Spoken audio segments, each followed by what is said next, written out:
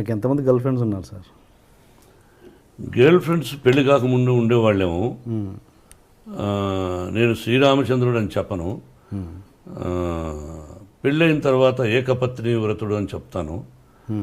మీరు ఏ క్వశ్చన్ వేయాలి, ఏ ప్రశ్న వేయాలి, ఏ ప్రశ్న వేస్తే ప్రజలకు బాగుంటుందని వేయకుండా పర్సనల్కి వెళ్ళారు. నేను మిమ్మల్ని అడుగుతాను, మీరు లేదా, మీరు సత్యశీలురా, చదువుకునేటప్పుడు ఏ అమ్మాయిని చూడలేదా? బట్ ఇబ్బంది పెట్టలా. ఏ అమ్మాయిని నేను ఇబ్బంది పెట్టలా. ఆ అమ్మాయికి ఇష్టమయ్యి నాకు ఇష్టమైనప్పుడు ఫ్రెండ్ అవ్వచ్చు తప్ప ఒక అమ్మాయిని బలవంతం చేయడం, ఫోర్స్ చేయడం, ఫోర్స్గా వెంటబడడం, టార్చర్ చేయడం, వాళ్ళని కూడా కాల్చేయాలి. సో ఏదన్నా పెళ్ళికి ముందే జరిగింది, పెళ్ళైనా జరగలేదు, మళ్ళీ మళ్ళీ వేస్తున్నారు. తలకేస్తే ఈ మధ్యనే ఒక అతను వేశాడు, తలకేస్తే మరకేస్తే తలకని. పర్సనల్గా డీప్గా ఉండేవాడు మీరు చెప్పగలరా? ఒక పత్రికాధిపతి అనవచ్చు, మీరు ఒక టీవీ అధినేతగా ఉండొచ్చు, మీ ఛానల్కి మీరు అధినేతగా ఉండొచ్చు, మిమ్మల్ని కూడా నేను ఇంటర్వ్యూ చేస్తాను. దిమ్మ తిరిగి మళ్ళా భోజనం కూడా చేయలేరు. తర్వాత మీ ఇంటికి మీ వైఫ్ కూడా రానివ్వదు. అలా అడగగలను నేను. మరి మీరు మమ్మల్ని వేస్తారు, మేము మిమ్మల్ని వేయకూడదు. మీరేమైనా దేవుళ్ళా? మీరేమి ఇలా వేయచ్చు అంటే మీరు సత్యశీలురా, శ్రీరామచంద్రుడా, సత్యహరిశ్చంద్రుడా? కాదు, మీకు కూడా ఎన్నో ఉన్నాయి. మేమేందుకు ఖాళీగా దొరుకుతామని? ఖాళీగా లేవు. నటులు ఖాళీగా ఉండడం, ఏదో వేద్దాం, ఒక సంచలనం క్రియేట్ చేద్దాం, అదే టీవీలో 20 సార్లు వేద్దాం అని మీ ప్రశ్న అది. కాదండి. ఈ వయసులో ఒక విద్యాలయాలు పెట్టుకొని నేను ఒక 14,500 మంది స్టూడెంట్స్ నా బిడ్డలుగా చూస్తూ ఈ రోజున మీరు 40, నాకు పెళ్ళి దాదాపు 30 సంవత్సరాలు అయింది.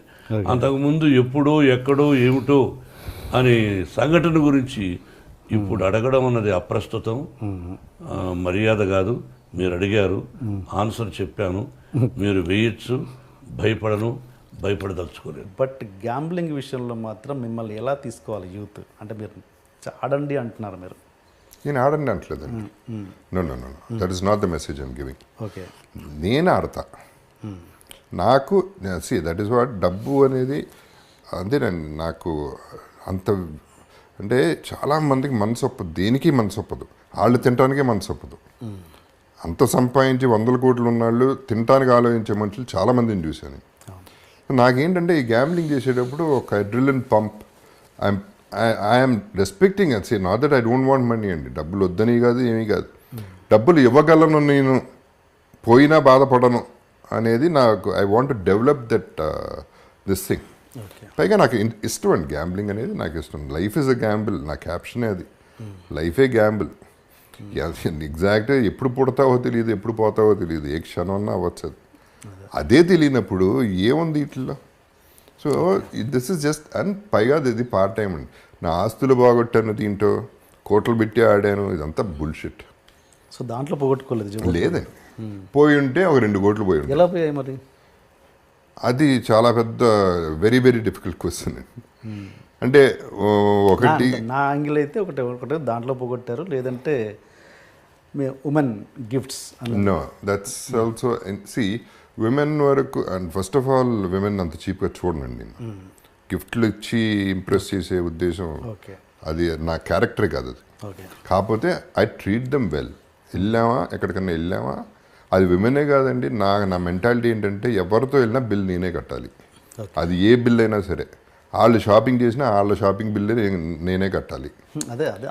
మగాళ్ళు కూడా. I'm not talking about women. Yes, heroines కూడా ఎస్. వెళ్ళినప్పుడు డ్యూటీ ఫ్రీకి వెళ్ళినప్పుడు వాళ్ళు అనుకుంటుంటే గబుక్కని బిల్ కట్టేసేవాడిని. అండ్ ప్రొడ్యూసర్స్కి వెనక్కిచ్చిన సందర్భాలు చాలా ఉన్నాయండి. అండ్ ఇంట్రెస్ట్లకి చాలా కట్టాను. Probably I don't know 10-15 crores 20 crores గుర్తు కూడా లేదు.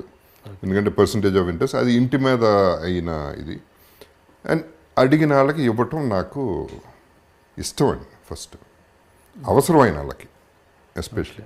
ఇప్పుడు రీసెంట్గా ఒక ఎగ్జాంపుల్ అండి. ఎవరో నాకు ఆర్టిస్టు, చిన్న ఆర్టిస్టు, నాకు ఎవరో కూడా తెలియదు. చేశాను చిన్న క్యారెక్టర్లు, గుర్తు కూడా లేడు. ఫోన్ వచ్చింది నాకు. వివేక్ అనేవాడు ఫోన్ చేశాడు.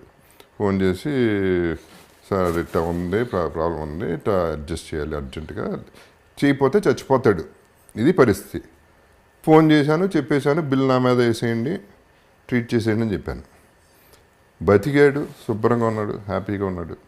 ఏమండి ఈ అదృష్టం ఎంతమందికి వస్తుంది చెప్పండి? నాకు పోయింది 2 లక్షలు, పోవటం కూడా కాదు, ఓ ప్రాణాన్ని సేవ్ చేశా, ఓ ఫ్యామిలీని సేవ్ చేశా. అంతకంటే అదృష్టం ఎవరికి వస్తుంది? ఇంతకంటే సాటిస్ఫాక్షన్ ఎవరికి వస్తుంది?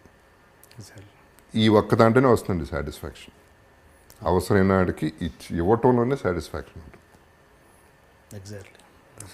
అది ఛాన్స్ దొరకాలండి, దానికి ఒక అదృష్టం ఉండాలి, ఆ బుద్ధి ఉండాలి, డబ్బు ఉండాలి, బుద్ధి ఉండాలి, అది ఎంజాయ్ చేసే ఇది ఉండాలి. నాకు I feel so proud and I feel so great. Wow, నేను ప్రాణం ఇవ్వగలిగా, అంతకంటే ఏం చేయాలండి లైఫ్లో? ఆ 2 లక్షలు నాకేంటి? అది మ్యాటరా? ఈ సాటిస్ఫాక్షన్ కంటే మ్యాటరా? అది కోట్ల విలువ నాకు. నేనేమి చెప్పలేదు, ఎప్పుడు చెప్తున్నా. Talking about the power of money. ఇట్టా వాడాలి, ఇట్టా వాడితే the world will be a better place to live in. So ఇట్లాంటివి చాలా చేశాను. నేను హాస్పిటల్కి వేరే పని మీద వెళ్తే ఎవరో పేషెంట్ చూసి వాళ్ళకి ఇచ్చేసి డబ్బులు, ఎక్కడికి వెళ్తే హాస్పిటల్ ఎవరిని చూసాను కానీ నేను డాక్టర్కి చెప్పేసి అందరికి తెలిసిన వాళ్ళే కదండి, నా మీద వేసేయండి బిల్ అని. ఓకే. సో సిచ్యువేషన్ అది, వాళ్ళు కట్టలేరు, వాళ్ళు సేవ్ చేయాలి, నా మీద వేసేయండి. ఒక యాక్సిడెంట్ అయింది, నేను విట్నెస్ ఆ యాక్సిడెంట్కి. 4 కుర్రాళ్ళు, ఎమర్జెన్సీ కుర్రాళ్ళు, పెద్ద రిచ్ లాగా లేరు, అక్కడ అడ్మిట్ చేయరు. చెప్పా, నేనున్నాను, డబ్బులు నా దగ్గర ఇప్పుడు లేవు, నేనున్నాను, ట్రీట్మెంట్ చేసేయండి, ఆపరేషన్ చేసేయండి, అన్నీ చేసేయండి, డబ్బులు పంపించేసాను. దాంట్లో సాటిస్ఫాక్షన్. ఇప్పుడు మా ఇంట్లో దొంగలు పడ్డారండి ఒకప్పుడు, 2010లోనో 12లోనో. వాళ్ళని పట్టుకున్నాం, సరే వాళ్ళని పంపించాం లోపలికి. వాళ్ళ వైఫ్స్ ఫోన్ చేసి, ఏమండి ప్లీజ్ అండి, అన్యాయం అండి, మా పసిబిడ్డ ఉందండి, ఇది ఉంది. వాళ్ళకి డబ్బులు పంపించాను, నెల నెల. వాళ్ళు బతకడానికి డబ్బులు పంపిస్తూ ఉన్నా. వీళ్ళు జైల్లో ఉన్నంతకాలం వాళ్ళకి డబ్బులు పంపించా, అదొక సాటిస్ఫాక్షన్. సో తప్పు ఇక్కడ జరిగింది, వాళ్ళ ఫ్యామిలీకి అవసరమైంది డబ్బు, ఎంతో కొంత. మరి గిల్ట్ కూడా కాదు అది, దొంగలు పడితే న్యాచురల్లీ లోపల పెడతాం. సో బట్ ఏంటి, వాళ్ళకి అవసరమైంది నేను ఇవ్వగలిగాను, నా సాటిస్ఫాక్షన్ లెవెల్స్ ఇవ్వండి. So that is why I can be happy and proud. మీరు తీసేటప్పుడు మీరు అనుకుంటారా, నా కూతురే ఆ క్వశ్చన్ నన్ను అడిగితే నా ఆన్సర్ ఏంటి? 100%. ఎందుకంటే అలా బిలీఫ్ నేను లేకపోతే నేను రాయలేను ఫస్ట్. ఓకే. ఇప్పుడు ప్రతి ఒక్కళ్ళు వాళ్ళు, అంటే ఇందులో ఒక సనీ లియోన్ బన్నా చైతన్యంలో ఒక లైన్ ఉంది. ఇప్పుడు కేవలం నువ్వు ఎక్స్పోజ్ చేస్తే సనీ లియోన్ అయిపోతావా అంటాడు ఫాదర్. అంటే ఎక్స్పోజ్ చేసిన ప్రతి అమ్మాయి సనీ లియోన్ అయిపోయిందా అంటే, తను ఏమంటుంది, బిజినెస్ చేసిన ప్రతి ఒక్కరు ముఖేష్ అంబానీ అవ్వలేడు. ప్రతి ఒక్కరికి కోరిక ఉంటుంది, నేను డైరెక్టర్ అవ్వాలంటే పెద్ద డైరెక్టర్ అవ్వాలని కోరుకుంటాను.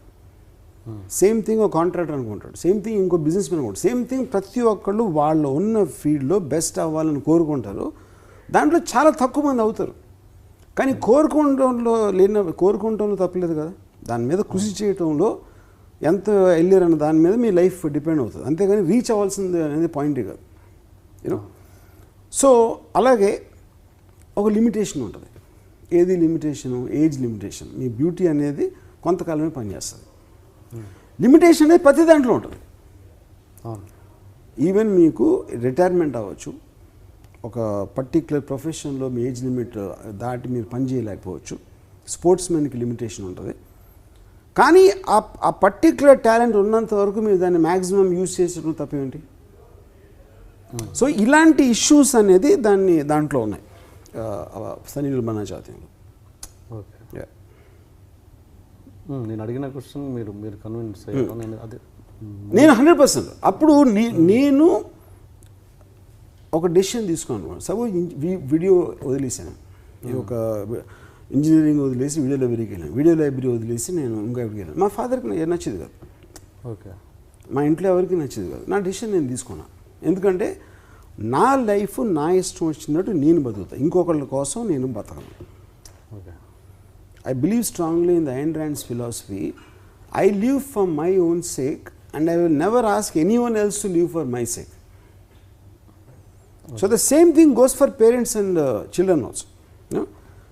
పేరెంట్స్ వాళ్ళు కేవలం వాళ్ళ పేరెంట్స్ అని పేరు ఉంది కాబట్టి పిల్లలకి వాళ్ళకన్నా ఎక్కువ తెలుసుకో అనుకుంటాం కరెక్ట్ కాదు. వాళ్ళు వేరే మనుషులు, వీళ్ళు వేరే మనుషులు. కేవలం వాళ్ళు పుట్టారు కాబట్టి వాళ్ళకన్నా కింద కాదు, వాళ్ళలాగా ఆలోచించాలన్న రూల్ లేదు. So coming back to your question, whether it's my daughter or anybody concern with me, నేను అసలు ఏ మనిషిని కూడా వాళ్ళు చేయదలుచుకుంది వద్దు అని నేను ఎప్పుడు చెప్పను.